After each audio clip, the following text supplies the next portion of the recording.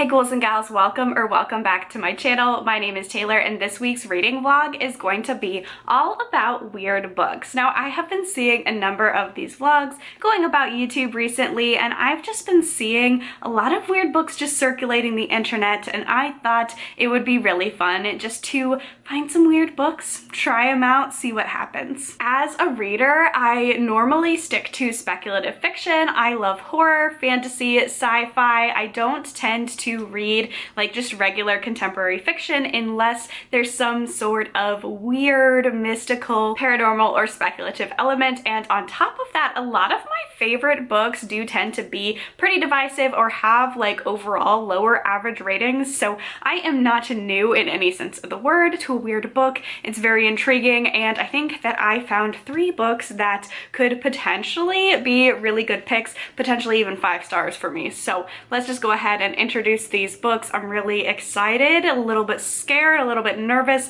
because I really don't know what I'm getting into here. I just picked very short, small synopsises, and all I know is that they're very weird. So with that being said, let's introduce the books. The first one is Brat by Gabriel Smith. This one, it says on the back, the prose is like if Joan Didion and Shirley Jackson took Xanax and used the internet. I have heard that this is a very weird book. I don't know if it's because like Brat Summer was a meme this summer and I saw this book wrecked a lot with a lot of other weird off-putting books, but I'm intrigued. Shirley Jackson and Xanax, what can go wrong, right? We also have another book that I found at the library. Cover and the title really drew me in. This is Kittentits. It's by Holly Wilson. I have heard this one is a very bizarre coming of age novel, and just based on the title and cover, this one seems like it is going to be very weird as well. And then last but not least, we have The Unmothers by Leslie J. Anderson, and this is about a reporter who goes to a small town because a horse in this town has given birth to a human baby. So premise for this one, I know the most about. This was actually in one of my most anticipated release videos. I think maybe, I want to say August or September for this one, but all of these are fairly new releases. They all came out this year. This one is, I think, the most horror. The other 2 are more literary potentially, but horses and babies, I'm intrigued. I don't know, that just sounds really weird to me. Not only do these all sound weird, I also just think like the spines of these ones like fit really well together. We see a lot of neons or bright colors in these weird book trends, so I am intrigued. I'm really excited to have a week of very weird reading. So let's just go ahead, get started. The first book I'm going to be picking up for this vlog is Kittentits.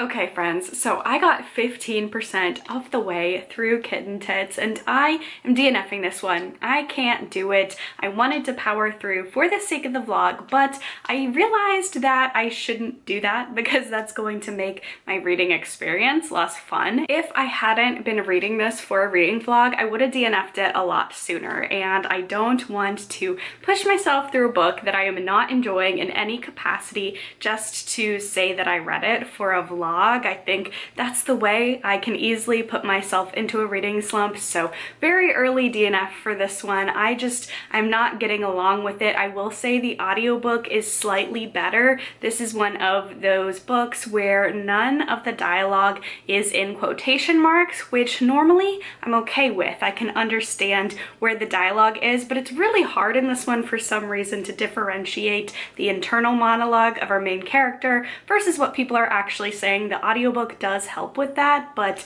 it's kind of insufferable to read. So this book definitely has a weird premise. It's 1992. Our main character, Molly, is a 10-year-old who lives with her father and then another Quaker in this Quaker communal living situation. There used to be a lot more people, but before the story starts, there was a fire. Now there's only Molly and her father and this other person. They also take in someone who was recently released from prison from parole, so that's the living situation here. And it's a very interesting setup. I will say, I know this is 1992. This takes place in 1992. Our main protagonist is a child. There's so much language in here that I'm sure is accurate to how people talked in 1992, but I can't do it. The R word is on every page, sometimes multiple times. Everyone's referred to as that or some iteration of that, and I can't. It's not just like one mention maybe to get you in the frame of time that this is set in.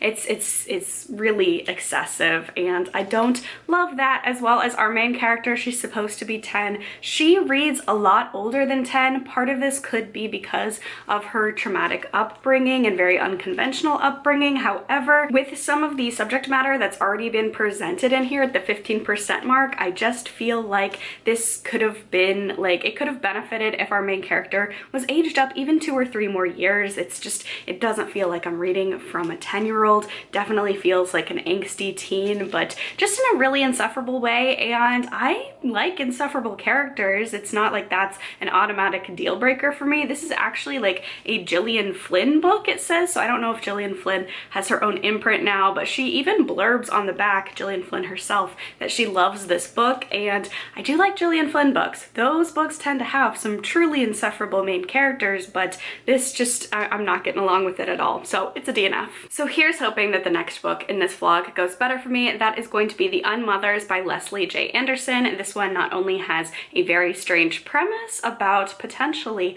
a baby, a human baby being born from a horse, but we also have a blurb from Sarah Gailey, and they tend to have very strange, very bizarre horror. So I'm hoping the combination of the premise and the fact that Sarah Gailey is blurbing this, that this is going to be a weird ride, and a weird ride that I enjoy. So I'm going to go get to reading this. I'll check back in later, hopefully with a more positive update.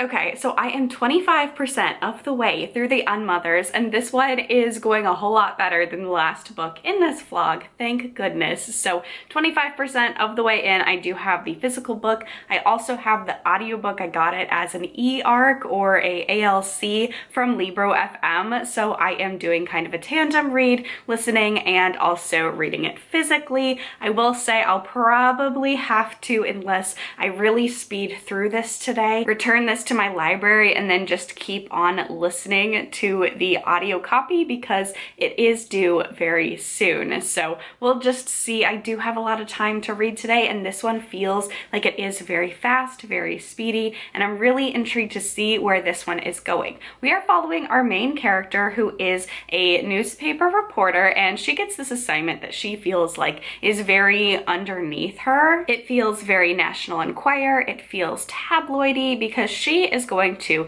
this very small town and investigating this story where a horse has supposedly given birth to a human baby, and there is a teenager, a boy teenager in the town that is claiming that the baby is his, so she goes to investigate this. In a way, it's almost set up like a Hallmark movie, just in terms of the fact that we have a big city protagonist and she is out of her depth in this very, very small town, and she has to kind of integrate or try to integrate and get along with the locals to write about this story. She's very reluctant. She does not want to be here, and as she is reluctantly investigating this story, bodies turn up on a horse ranch in town, both horse and human, and she realizes that there might be a huge sinister story that is worthy of breaking news that she wants to cover, and maybe it is connected to the more tabloid story that she originally came to the town to investigate. It's folk horror, which I've really been vibing with this year, and it also has to deal with a protagonist that goes to a very small, isolated community. I really love horror that follows an entire town and that is very like insular as well. Whether we're following an insider or an outsider, I just like that setup. And I like in this one, we are following our main protagonist, Marshall, the newspaper reporter, but we're also following various different perspectives throughout the town. We're following the teenager who has supposedly had a baby with a horse, and his mother, and different people in the town, including a priest. So it's really interesting. It's drawing me in. 25% of the way in, we are just getting to the place where Marshall realizes that there might be a larger story, a more sinister story underneath all of this tabloid talking points and very unlikely claims of the horse giving birth to a human. So this is interesting. I do not know where this is going to go, and I'm quite interested to find out. So I am going to go get to reading this one, and I will check back in later with another reading update.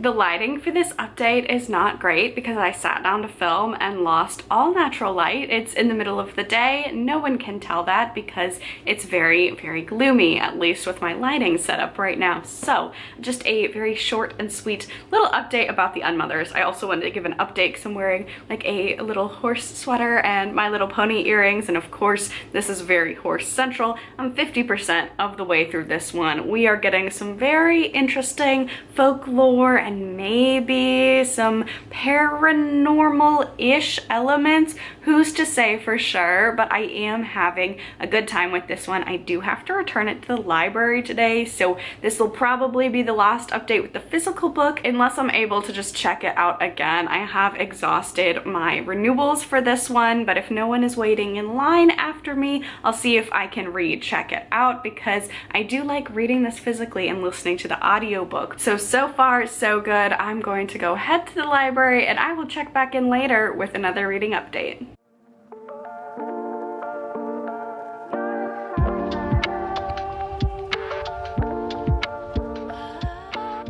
So I finished the Unmothers. No one get mad at me. I just ran out of time to go to the library yesterday. I'm going to the library to return it today, I promise, but I did finish this and I really enjoyed it. I love a small town story. I love a story that we get to follow a bunch of different characters within a small town so that the town feels like a character itself. This is folksy horror, kind of almost, without giving too much away, like folklore, cryptid, mythology adjacent horror as well. I just had a really fun time with this. I would describe this as a folk horror about feminine grief. And I think that's a really important distinction to make because I could definitely see this being put on lists about feminine rage, and while I wouldn't necessarily argue that they shouldn't be there, I think feminine grief is just a little bit of a better way to describe the themes in this story. Now, I think you could have already guessed that by the title of this book and the synopsis, but if you do not like books that have to deal with motherhood and in particular pregnancy as heavy major themes,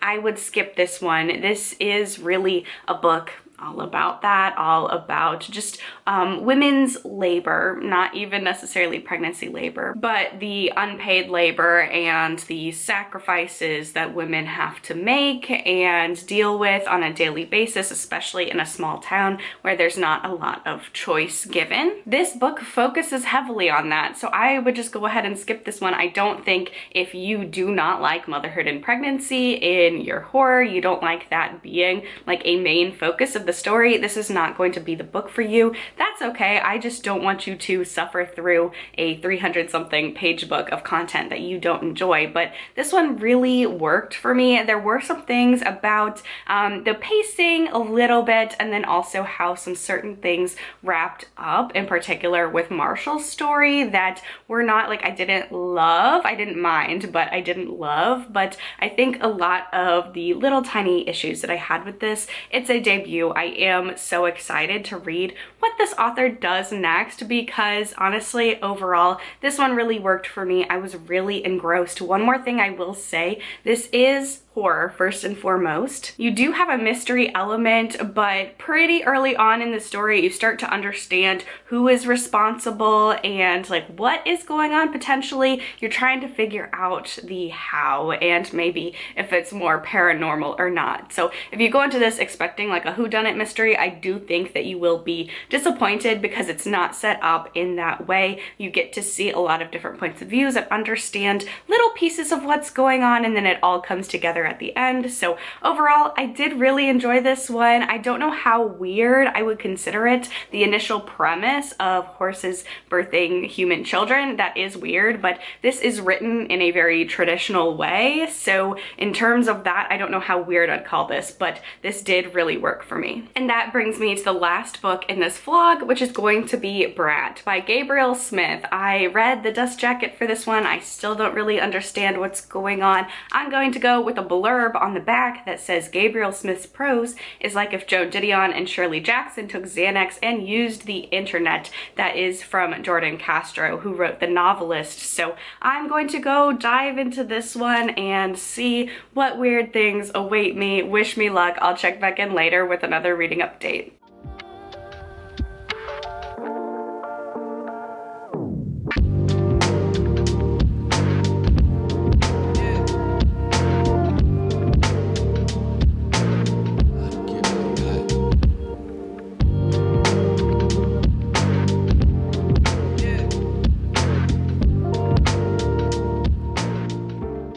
Okay, so I am 50% of the way through Brat, and I definitely saved the weirdest book for last in this vlog. 50% of the way in, and this is just such a unique and interesting and weird story. We are following our main character, Gabriel Smith, and I think that's an important thing to point out, that this book does have the choice where the protagonist is the author. I know that is very like hit or miss for a lot of people, so that is the first thing that makes this book feel very unconventional, as well as the way it is told. It feels very dreamlike, very hazy. A lot of the times you don't really know what is happening, but we are following our main character, and his father has just died. He moves into his father's house under the premise of he is going to pack up all of his father's things and then help his brother get the home ready to sell it. And he starts to do that, and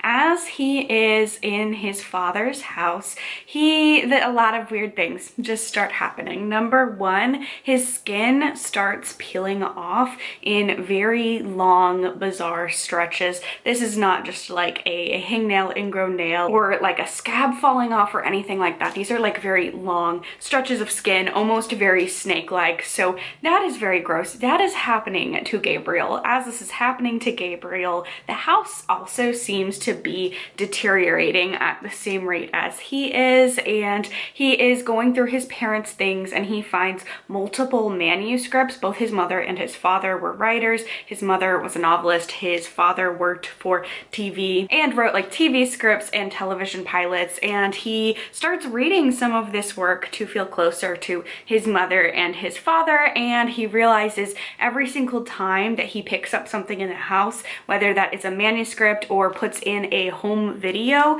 every time he watches it, it changes. So lots of bizarre things going on here, and I don't know how I feel about it. I will say, if you are squeamish, maybe not a good book for you, because we do get lots of descriptions of Gabriel's skin falling off and him peeling his own skin off, and it's a gross process, but this book really feels in a lot of ways like a proverbial car crash on the side of the highway where you know you shouldn't look and you can't take your eyes away. Like, that's how this is feeling. It's very unsettling. It's very eerie. My library has this marked as paranormal, and Storygraph has this marked as horror, and I don't know like what genre I would put it in. I definitely feel very uncomfortable and unsettled the whole time. So definitely a weird book. I do think I'll be able to finish this today. This is about 300 and something pages, but it is written a little bit non-traditionally at times. We have Gabriel, of course, in the main narrative, but then we also get like a story within the story as he reads his mother's and his father's work, and then there are also sections of the book that are set up like a script format. So obviously these pages are easier to fly through than traditional prose. So I am enjoying this. I don't know, it feels weird to say that I'm enjoying it because again, I feel very uneasy the whole time while I'm reading it. It's very, you don't really know what is going on, what is happening to Gabriel, what is happening to the house around him. So that really has me hooked, as well as just this book has a lot of very small little chapters. Most of the chapters are about a page or two long, so I really feel like it's easy to fly through this one. So I think I'm gonna go wrap it up, see what happens at the end. I have no idea how this book is going to end, but I am very intrigued. I'm gonna go get to reading that, and I will check back in later to wrap up this review and to wrap up the vlog.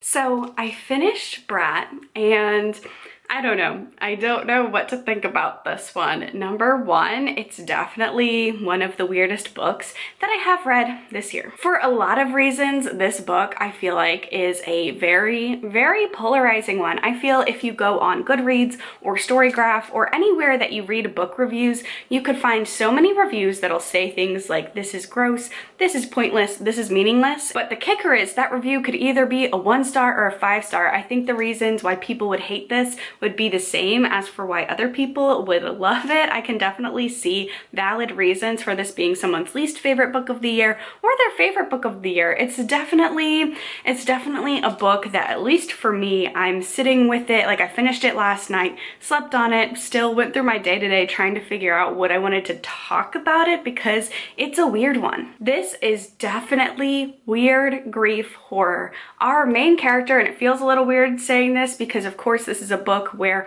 our author is the main character, like a fictionalized version, but the main character in this book is insufferable. He is in a state of arrested development, and it can be very grating to read. You understand a lot of, as the book goes on, why he is the way he is, and in particular, of course, we are not at like our best when we are going through grief. So I can understand a lot of why the narrator is the way that he is, and sometimes in this book it worked for me, sometimes it didn't, but he's not a very pleasant character. He's not a very likable character, so I can see why some people that would be a big deal breaker. The skin peeling stuff in here is gross, and I will admit I was hesitant to pick this up at first. I think that it doesn't like overwhelm the story, and if that is something you're squeamish about, like there's plenty of other things in this book that isn't like on every single page. I don't know if that's just because I read a lot of horror, but that for me, it was gross. I did not love the pages where our character was peeling his skin off his body, but that wasn't like all this book was, which I appreciated. So that was really gross. I loved the metafiction parts in this. That was what worked best for me. I liked reading his mother's story, that it kept changing and reflecting maybe what was happening in his life. I also really liked his dad's television scripts and what was happening with that videotape there. I thought those were really compelling. Ultimately, for me, the ending just felt very rushed and very unearned, I guess. It felt very normal and conclusive almost for this book, because this book is very inconclusive. This book is very strange and meandering, and then the ending for me just feels a little too tied up neatly in a bow. So this one, I think I'm going to be thinking about it for a long time. It's not going to be one of my favorite books of the year, but it's very weird, it's very memorable, and this is the kind of book that I was hoping to read when I set about making this vlog, because the subject matter, the things that happen in this book, and then the way that this book was written, everything about this book screams weird. So I definitely found that in this book. But that is going to be the end of this vlog. I read 3 very different, strange books books for this vlog. My least favorite, of course, would have to be Kittentits. That was probably a book that I think it was one of the quickest enough so that I've had all year. And then my second one probably would have to be Brat. This is sitting somewhere close in the middle because while it was memorable, I don't know if I necessarily enjoyed it. And then of course my favorite book would have to be the Unmothers. I just really loved that weird little folk horror story, but overall, definitely a very interesting, a very memorable reading vlog. Thank you all so much for watching this video. If you enjoyed it, please be sure to give it a thumbs up. Leave a comment down below. Let me know what is the weirdest book that you have read this year. Subscribe to my channel for all of the horror, bookish, and cozy gaming content. Stay safe, stay spooky, and I will see y'all in the next video. Bye!